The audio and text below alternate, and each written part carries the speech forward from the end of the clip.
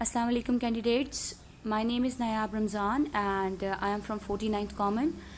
मैंने आपसे अपनी पिछली वीडियोस में डिस्कस किया था कि मैं आपको टाइप्स ऑफ एसे पढ़ाऊंगी, जिससे आपको अंदाज़ा होगा कि पेपर में हमने एसे लिखते वक्त कौन सी काइंड को मद्देनज़र रखते हुए एसे लिखना है. Actually there are 5 to 6 basic kinds of essay, लेकिन जो कि माइनर काइंड्स होती हैं या फिर छोटी छोटी मतलब अगर हम बहुत बारीकी से देखें तो जो दूसरी काइंड्स होती हैं मैं उन्हें भी आज ही साथ ही डिस्कस करूँगी. टाइप्स ऑफ एसे में बात करें तो the first one is the narrative essay. Narrative essay जब भी कभी सीएसएस के पेपर में आए तो आपने उसे नरेशन की तरह और स्टोरी की तरह लिखना होता है एसे फॉर्मेट में. शॉर्ट स्टोरी में और एसे में ये फ़र्क होता है कि शॉर्ट स्टोरी का कोई स्ट्रक्चर नहीं होता. शॉर्ट स्टोरी स्ट्रक्चर के बगैर होती है, जबकि नैरेटिव ऐसे जो है उसे प्रॉपर स्ट्रक्चर लेके चलना पड़ता है. You have to shift from one paragraph to the other, इस तरह कि आपके हर पैराग्राफ में नरेशन जो है वो शो हो रही हो. सेकेंड इज़ द परसुएसिव ऐसे. सीएसएस के ऐसे पेपर में सबसे ज़्यादा ऐसेज जो होते हैं वो परसुएसिव और आर्गुमेंटेटिव ऐसेज होते हैं, और इनको अटैम्प्ट करना एक बड़ी सेफ जो है वो अप्रोच होती है. परसुएसिव ऐसे में आपने कन्विंस करना होता है एग्जामिनर को, पेपर चेकर को या फिर अपने रीडर को कि आप ये काम करें या ना करें, या ये काम हो सकता है या नहीं हो सकता, और उसकी लॉजिक्स और रीजंस देनी होती हैं. जैसे सीएसएस के ऐसे पेपर 2020 में एक ऐसे आया था कि is Pakistan ready for the digital revolution. यहाँ पर आपने कन्विंस करना है पेपर चेकर को कि yes Pakistan is ready for the digital revolution, या फिर उसे कन्विंस करना है कि no Pakistan is not ready for the digital revolution. आगे देखते हैं argumentative essay is the third kind of essay. हमने यहाँ पर किसी भी टॉपिक, किसी आइडिया के फेवर में आर्ग्यूमेंट्स देने होते हैं. हम एक दफ़ा एक स्टांस ले लेते हैं कि yes I am in the favour of it और नॉट. तो जब आपने एक दफ़ा स्टांस ले लिया, फिर इसके बाद किसी भी पैराग्राफ में उस स्टांस से फिरना आपके लिए ट्रबल क्रिएट करेगा. आर्ग्यूमेंटेटिव एसेस बहुत ज़्यादा होते हैं सीएसएस में, सीएसएस के पेपर में, और आपसे आपकी राय ली होती है ताकि देखा जाए कि आप दलाइल को कितने अच्छे तरीके से प्रेजेंट कर सकते हैं. सीएसएस ऐसे पेपर 2020 में एक ऐसे था कि do we really need literature in our lives. तो यहाँ पर आपके दो ही स्टांस हो सकते हैं, येस या नो. ठीक है, कोई न्यूट्रल स्टांस आप नहीं ले सकते, या तो आपने येस कहना है या फिर नो. और when you have taken the stance तो फिर आपने उसे प्रूव करने के लिए जितने आर्ग्यूमेंट्स आपके पास हैं वो लॉजिक्स के साथ प्रूव करने होते हैं. लॉजिक्स और फैक्ट के साथ आपने प्रूव करना होता है. The fourth kind of the essay is the definition ऐसे. डेफिनेशन ऐसे को कभी भी आप आर्गुमेंटेटिव ऐसे की तरह डील नहीं कर सकते, ना ही आप उसे परसुएसिव ऐसे की तरह डील कर सकते हैं.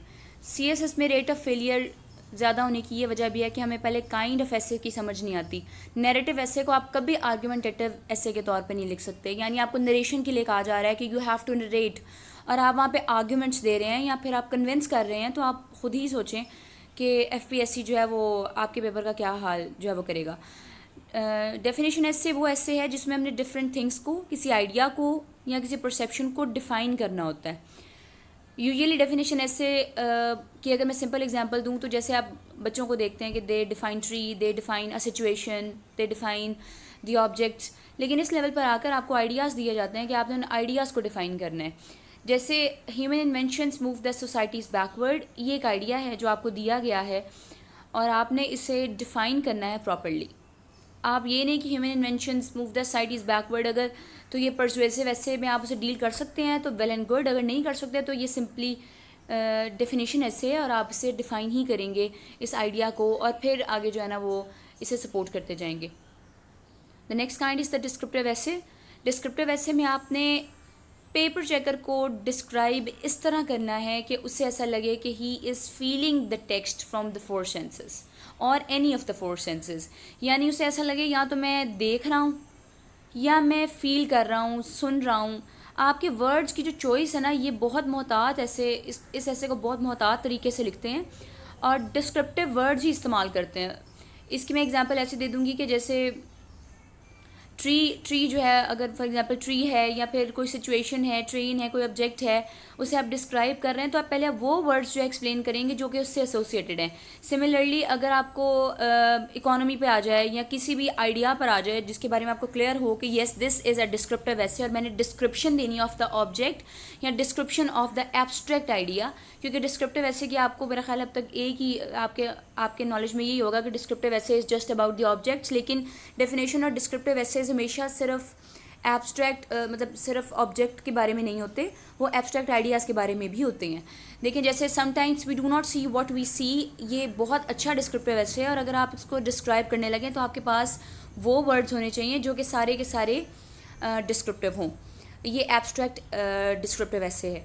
नेक्स्ट देखिएगा एक्सपोजिटरी ऐसे। एक्सपोजिटरी ऐसे भी डेफिनेशन ऐसे की तरह ही होता है, लेकिन सिर्फ थोड़ा सा फ़र्क ये है कि आपने यहाँ पर नॉलेज को कन्वे करना होता है, आर्ग्यूमेंट्स नहीं देने या फिर डिफ़ाइन करने की भी ज़रूरत नहीं है। आपने सिर्फ एक आइडिया लिया, उसे ओपन किया और फिर इसके बाद उसे समझाना शुरू किया। एक्चुअली एक्सपोजिटरी ऐसे वो ऐसे है जिसमें आप आइडिया को एक्सपोज करने के बाद नॉलेज कन्वे करना स्टार्ट करते हैं कि ऐसे हुआ था, ये हुआ है, ये हो सकता है, या फिर जो कि साइंटिफिक लॉजिक्स होती हैं वो देते हैं, रीजनिंग बताते हैं। तो एक्सपोजिटरी ऐसे में आप किसी भी आइडिया को एक्सपोज करते हैं। जैसे न्यू वेव्स ऑफ फेमिनिज्म की वेव्स कौन कौन सी हैं, क्या हैं, ये आप नॉलेज कन्वे करेंगे। इसमें आप आर्ग्यूमेंटेशन तो नहीं कर सकते। हाँ, अपने कल्चर को एक्सप्लेन करते हुए भी आप ये देखें कि आप पहले नॉलेज कन्वे करेंगे कि हमारा कल्चर है क्या, उसके बाद जाकर आगे जाकर आप उसको थोड़ा बहुत ले सकते हैं कि फेमिनिज्म की वेव्स ये हैं, हमारा कल्चर ये है, इसको इस तरह कनेक्ट किया जा सकता है। लेकिन फिर भी you can not persuade the reader कि मैं जो कह रहा हूँ वो बिल्कुल ठीक है, न्यू वेव्स ऑफ फेमिनिज्म यही होती हैं, जबकि वो ना हों। यानी आपको एक्चुअली जो नॉलेज है ना वो कन्वे करना पड़ता है। दिस इज़ द एक्सपोजिटरी ऐसे। सेवन्थ इज़ द एनालिटिकल ऐसे। ये एसएसबी पेपर में होते हैं। इसमें आपको डिफरेंट एस्पेक्ट से जो है ना वो एनालाइज करना पड़ता है, और समटाइम्स आपको टाइटल को देखकर समझ नहीं आती कि एनालिटिकल ऐसे ही होगा या मुझे इस पर अपना तज्जिया देना है या फिर मुझे एनालाइज करना है। उसकी मैंने एग्जांपल ये दी कि ब्यूरोक्रेसी डोलड्रम्स देखिएगा, CSS ऐसे 2021। यहाँ पर आप एनालाइज कर सकते हैं बड़े अच्छे तरीके से और डिफरेंट एंगल से बता सकते हैं कि ब्यूरोक्रेसी डोलड्रम्स में क्यों है और उसे कैसे बाहर निकाला जा सकता है। यानी एनालिसिस आपने खुद करना है। पहले एनालिसिस सिचुएशन का करना होता है, आपने खुद एनालिसिस करना है कि ब्यूरोक्रेसी डोलड्रम्स में अगर है तो वो क्यों है, मेरे मुताबिक कैसे है, मेरे मुताबिक ये है। अपना ओपिनियन भी इसमें बड़ी साउंडली दे सकते हैं, बड़े अच्छे तरीके से आप अपना ओपिनियन दे सकते हैं। तो एनालिटिकल एसे को जब भी लिखते हैं उसमें अपना ओपिनियन जो है वो ज़रूर मेंशन करते हैं और अपना एनालिसिस भी साथ साथ करते हैं। तो ब्यूरोक्रेसी डोलड्रम्स ये तो आपके लिए आगे जाकर आपकी ही जो कह लें कि आपकी फील्ड होगी, आपका रियम होगा। तो इसलिए ज़रूरी है कि आप ब्यूरोक्रेसी डोलड्रम्स जैसे एसे को अटैम्प्ट करते हुए अपना एनालिसिस ज़रूर दें। Next is the comparison and contrast essay. इसमें आपने दो आइडियाज़ को या तो कंपेयर करना होता है या फिर उन्हें दो अपोजिट टर्म्स, दो अपोजिट डायरेक्शंस में लेकर चलना होता है। They can not be on the same page usually. तो ज़्यादा कंट्रास्ट ये होता है, या मतलब डिफरेंट हम डायरेक्शंस में लेके चलते हैं। हो सकता है कि आपको सिमिलैरिटी बताने को कहा जाए, लेकिन अगर आप CSS ऐसे 2019 देखें कि democracy and illiteracy do not move together, तो इस ऐसे को अटेम्प्ट करते हुए आपको इस तरह लिखना चाहिए कि डेमोक्रेसी की डायरेक्शन ये है और इलिटरेसी ये है, और हर एक फिर हेडिंग में आउटलाइन की हेडिंग्स में और इसके बाद जो आगे आप पैराग्राफ्स लिखेंगे उनमें आपने कंपैरिजन ही करते जाना है। यानी आपने डिफरेंस कंट्रास्ट ही करते जाना है कि इसमें ये फ़र्क है और इसमें ये फ़र्क है, ये कहीं पर भी जाकर नहीं मिलती। Next is the cause and effect ऐसे। कॉज एंड इफ़ेक्ट ऐसे में आपने कॉजेज़ बताने होते हैं, रीजंस बताने होते हैं, फिर इफ़ेक्ट्स बताने होते हैं, प्रोज कॉन्स बताने होते हैं। तो यूजुअली ये भी बड़ा अच्छा, इसको इस तरह के ऐसे को अटेम्प्ट करना भी बहुत अच्छा होता है। लेकिन आई एम अगेन सेइंग कि फिर आप इसको नैरेटिव, एक्सपोजिटरी या फिर बाकी एसेस की तरह नहीं लिख सकते। जो आपसे पूछा जा रहा है आपने वही बताना है, और जो काइंड पूछी जा रही है उसी काइंड को डील करना है इन ऐसे writing of the CSS and PMS। Next देखते हैं, दिस इज़ द प्रोसेस ऐसे। प्रोसेस ऐसे में आपने जो डिस्क्रिप्शन होती है या फिर जो टॉपिक होता है उसे आपने ब्रेक करना होता है। जैसे IMF बेल आउट, आपने पहले IMF बेल आउट को एक्सप्लेन करना है, इसके बाद आपने आगे रोड्स टू स्टेबिलिटी और जो भी कुछ है फिर वो आपने आगे बताना है। यानी you just break the topic, एक एक जो आपने पार्ट बनाया होता है ना उस पार्ट को आप प्रॉपरली डिटेल से एक्सप्लेन करते जाते हैं। सिंथेसिस ऐसे में आपने डिफरेंट आइडियाज़ जो है, मुझे इसकी एग्जांपल मिलेगी तो वो भी इंशाल्लाह आपसे शेयर करूँगी। सिंथेसिस ऐसे में आपने डिफरेंट आइडियाज़ को कंबाइन करना होता है और फिर कंबाइन करने के बाद आपने उसके मेरिट्स और डीमेरिट्स को डिस्कस करना होता है। एक्सप्लिकेटरी ऐसे मेरी नज़र से अब तक CSS के पेपर्स में जो रीसेंट पेपर्स हैं उनमें नहीं गुजरा। पास्ट पेपर्स को देखकर आपको ज़रूर बताऊंगी। यहाँ पर आपने लिटरेचर के किसी पीस को एक्सप्लेन करना होता है। यहाँ पर आप नरेशन नहीं दे सकते, आप आर्ग्यूमेंट्स नहीं दे सकते, आप एक्सपोजिटरी ऐसे नहीं लिख सकते, प्रोसेस ऐसे नहीं लिख सकते, सिंथेसिस नहीं लिख सकते, प्रोज एंड कॉन्स नहीं बता सकते। आपने सिर्फ कोई भी लिटरेचर का पीस उठाना होता है और उसे एक्सप्लेन करना होता है। The next is the rhetorical analysis essay. ये हर साल एक या दो ऐसे ज़रूर पेपर में होते हैं। जैसे I fall upon the thorns of life I bleed, ये शेले की है, ये डायलॉग शेले का है। और ये जो ऐसे है इससे भी डील करना डिफ़िकल्ट होता है एक ऐसे बंदे के लिए जो लिटरेचर का नहीं है, या ऐसे एस्पायरेंट के लिए जिसने लिटरेचर नहीं पढ़ा हुआ। तो ये मैं उन्हीं लोगों को एडवाइस करूँगी जिन्होंने लिटरेचर पढ़ा हुआ है, तो उन्हें अंदाज़ा होगा कि शैले ने ये किस कंटेक्स्ट में कहा था और उसे कैसे एक्सप्लेन करना है। आई एम अगेन सेइंग कि फिर इस तरह के ऐसे को आप प्रोज एंड कॉन्स टाइप ऐसे या फिर आर्ग्यूमेंटेटिव एनालिटिकल इस तरह के ऐसे में नहीं ले सकते और ना ही लिख सकते हैं। क्रिटिकल एसेज भी लिटरेरी पीसेस होते हैं जो आपके अपने मेरिट्स और डीमेरिट्स की बेसिस पर किसी भी लिटरेरी पीस को जो है ना इवेल्यूएट करना होता है। और क्रिटिकल एसे जो है वो लिटरेचर से ही यूजुअली रिलेटेड होता है। इसका मतलब ये नहीं कि आप क्रिटिसिज्म किसी भी बात पर शुरू कर दें, इसका मतलब ये है कि आप किसी लिटरेरी पीस पर क्रिटिसिज्म करें। नेक्स्ट इज़ द इवेल्यूएशन एसे।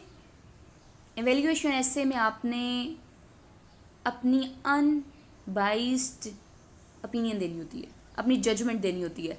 और आप कभी भी इस तरह के एसेज में एक एक्सट्रीम पर नहीं जाते। जैसे पॉलिटिक्स पे कोई ऐसे आ गया तो आप ये नहीं कहेंगे कि पाकिस्तान में पॉलिटिक्स ऐसे ही है, या फिर गवर्नमेंट के हक़ में बोलेंगे और अपोजिशन के बिल्कुल ख़िलाफ़ हो जाएंगे, या पार्टीज़ को मेंशन करना शुरू हो जाएंगे, या पार्टीज़ के हक़ में बोलेंगे और गवर्नमेंट के ख़िलाफ़ हो जाएंगे। इस तरह की आप एक्सट्रीम अप्रोच नहीं ले सकते। फिर जेंडर इक्वालिटी, आप ये नहीं कह सकते कि जेंडर इक्वालिटी बिल्कुल भी नहीं है, ज़ीरो है। ये भी नहीं कह सकते कि जेंडर इक्वालिटी 100% है। यानी कि you have to maintain a balanced approach, और एक अनबाइस्ड जो है ना वो आपने देना होता है, सारा एनालिसिस करना होता है, एवेल्यूएट करना होता है। और फिर जब पेपर चेकर आपके ये समझ जाता है कि आप काइंड ऑफ ऐसे को समझ चुके हैं और आपने हर पैराग्राफ को काइंड को समझ कर ही लिखा है, तो फिर आप जो है ना वो मार्क्स गेन करते हैं।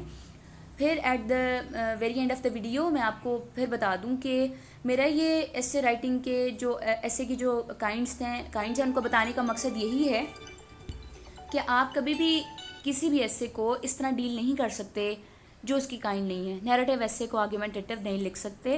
रेट्रिकल एनालिसिस को आप कभी भी एक्सपोजिटरी ऐसे के तौर पे नहीं लिख सकते। तो यहाँ पर एस्पायरेंट्स के फेल होने की बहुत बड़ी वजह ये है कि वो ऐसे की काइंड को अंडरस्टैंड किए बगैर ऐसे लिखना स्टार्ट कर देते हैं। वहाँ पर फिर आपका एक्सप्रेशन और आपकी नॉलेज कुछ भी नहीं चलेगा। पहले आपको काइंड ऑफ ऐसे को अंडरस्टैंड करना है और फिर ही आपने प्रोसीड करना है। मैं नेक्स्ट वीडियो में आपको कोशिश करूँगी, मुझे ये बच्चों ने कहा था, बहुत सारे एस्पायरेंट्स ने कहा था कि मैम आप काइंड ऑफ ऐसे पे जो है वो बनाएं। ये वीडियो आपके लिए है जो कि काइंड ऑफ ऐसे को जानना चाह रहे हैं। नेक्स्ट वीडियो में मैं आपको होप्स हो कि ऐसे के मतलब या ऐसे के बारे में कोई और वीडियो से ज़रूर आगाह करूँगी कि ऐसे राइटिंग प्रॉपरली CSS में कैसे होती है। Thank you very much.